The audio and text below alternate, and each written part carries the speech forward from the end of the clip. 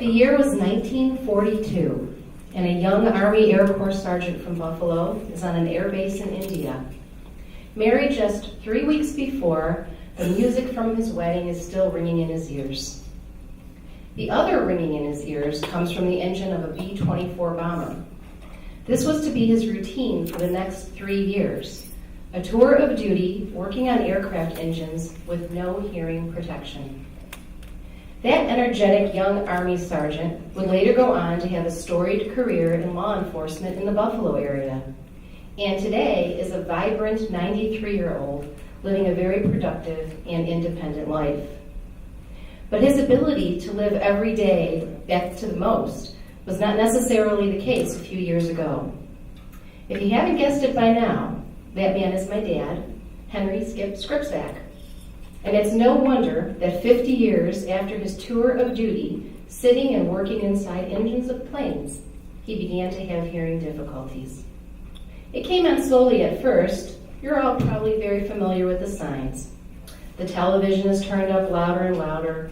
He would answer the phone with, "I can't hear you, hang on a second, I'll get your mom." It was truly sad that when he watched a play or a movie, you knew that he didn't hear any of the dialogue.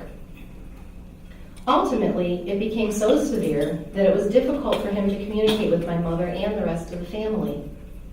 He was having great difficulty engaging in family conversations and increasingly being more isolated from the world around him.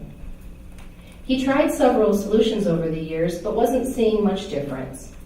So I convinced him to take a trip down the thruway and try out the Rochester Hearing and Speech Center. I knew his hearing loss was great, but all I could picture was my mom and dad sitting in silence at home because my dad couldn't engage very well in everyday conversation. It really was breaking my heart, and my sisters, and my husband, and everybody else who called home. I honestly wasn't expecting too much, but I knew we had to try. The staff at the Rochester Hearing and Speech Center did more than just try. They worked on a solution. The test showed that my dad's hearing loss was severe, and with correction probably was never going to be 100%. But our audiologist said it could be better, and better was life-changing for our family.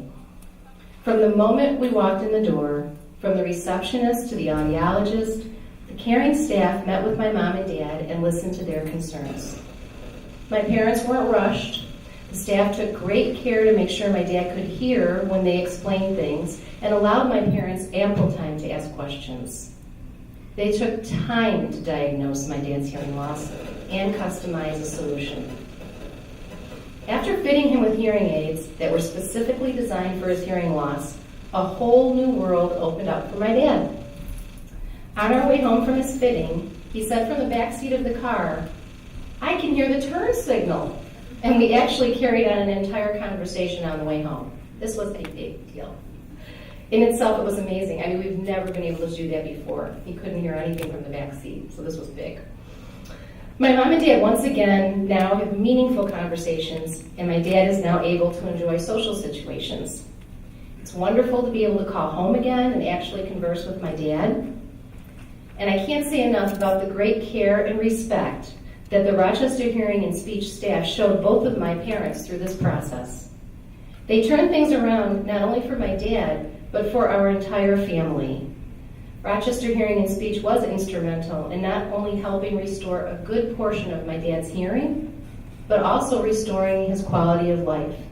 And for my mom, Barb, and my dad, Skip, in Amherst, New York, who couldn't be with us here today, we just wanted to say a great big thank you. Thanks.